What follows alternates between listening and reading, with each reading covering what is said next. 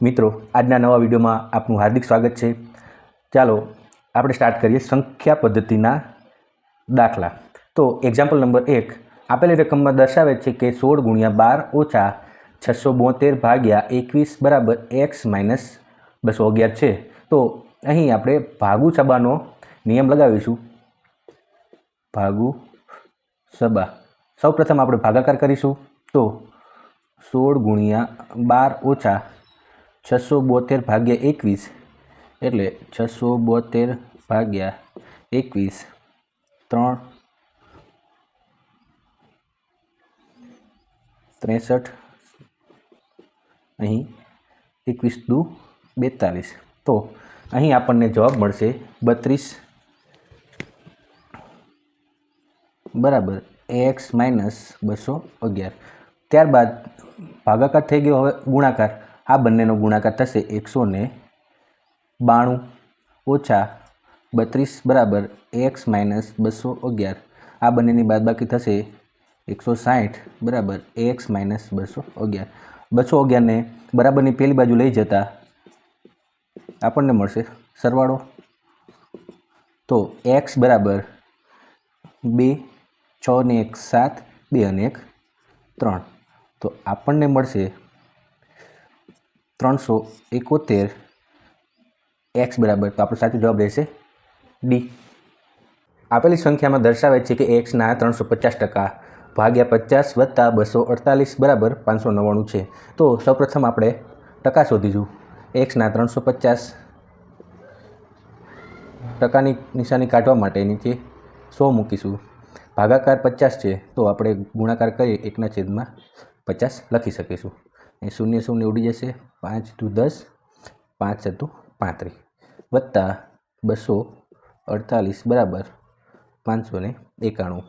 અહીં x બરાબર આ બંનેનો ગુણાકાર થશે x/100 વત્તા 248 બરાબર 591।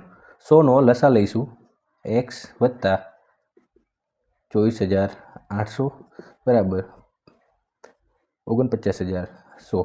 અહીં 24800 બરાબરની આ બાજુ આવતા બાદબાકી મળશે આપણને 34300। x બરાબર આપણને મળશે 4900, જે આપણો જવાબ છે બી। મિત્રો, આપેલી રકમમાં a² ઓછા b² નો ફોર્મ્યુલા વાપરીશું। તો અહીં આપણે a ઓછા b ગુણ્યા a વત્તા b નો ફોર્મ્યુલા ઉપયોગ કરીશું। તો a બરાબર 66 છે અને b બરાબર 34 છે।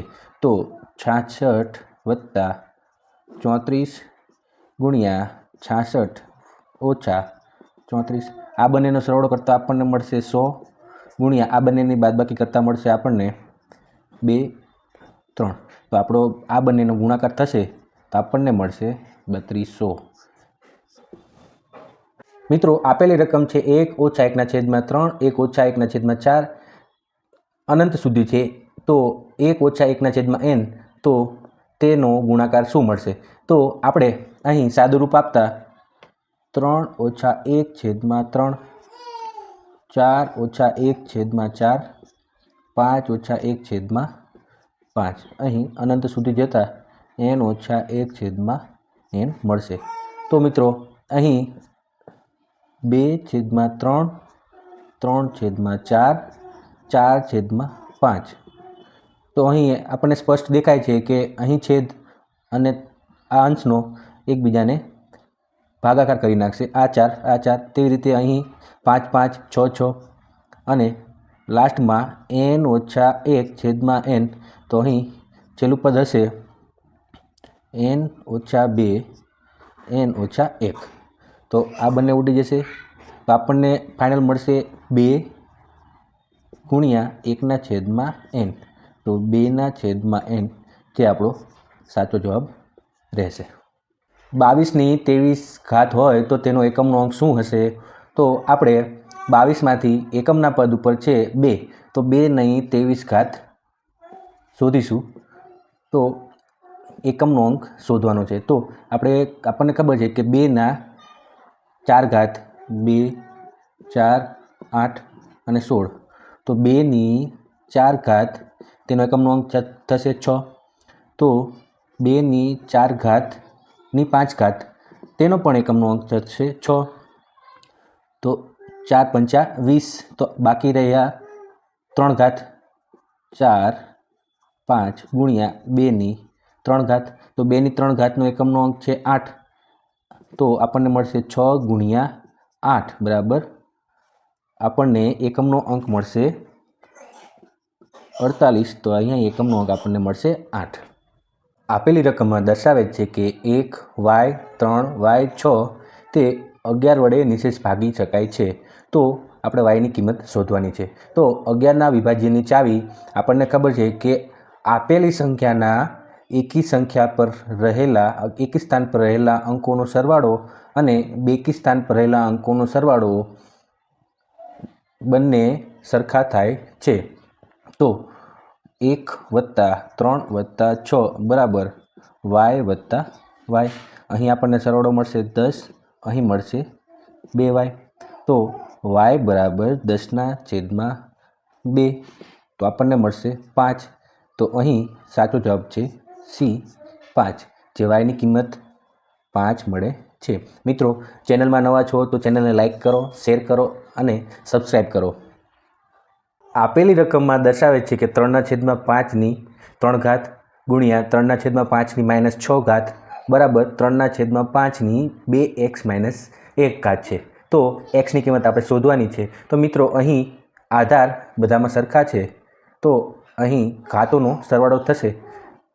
તો 3/5 3 વત્તા -6 બરાબર 3/5 2x - 1.